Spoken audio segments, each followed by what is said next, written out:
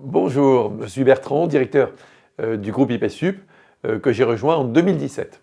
J'ai fait HEC et après HEC, il y a quelques années, j'ai développé une entreprise, j'ai fondé une entreprise dans la finance avec quelques partenaires qui s'appelle Exane et elle s'est beaucoup développée. J'y suis resté pendant 25 ans. Bon, et à l'issue de ces 25 ans, j'ai dirigé la fondation HEC.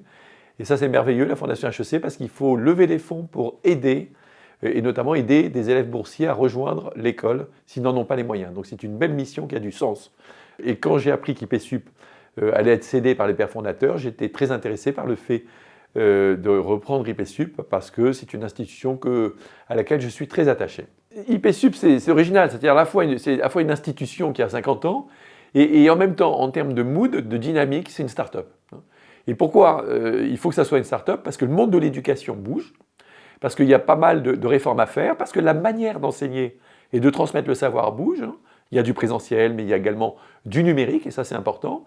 Donc c'est normal que ça soit un peu une start-up aussi.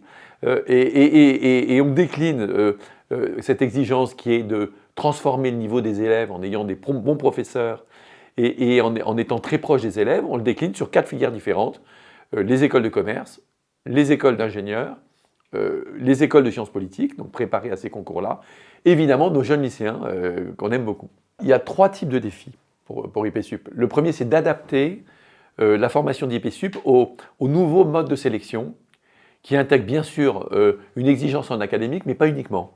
Les soft skills, c'est important, l'art oratoire, c'est important, le fait d'avoir une démarche en dehors de la classe. Ça, c'est le premier défi.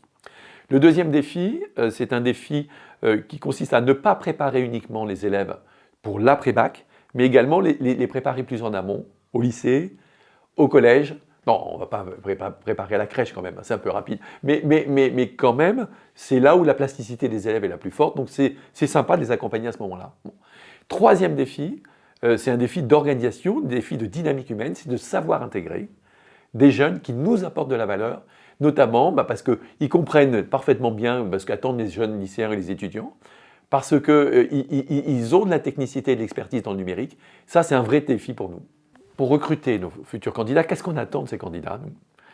On attend qu'ils partagent la même passion que nous. Et cette passion, c'est quoi? C'est d'aimer la mission. D'aimer la mission, c'est d'aimer la transmission du savoir. C'est d'aimer s'engager fortement. Ce n'est pas un job comme un autre. C'est un job où on transforme réellement, qu'à partir du moment où on donne le meilleur de soi-même, et pas seulement pour soi-même, mais également pour les étudiants, pour les parents, et puis pour les équipes d'à côté. Et en cela, c'est ça qui est formidable, c'est qu'il y a une dynamique collective qui s'enclenche, et c'est cette dynamique collective qui en transcende le projet. Voilà ce qu'on attend des candidats.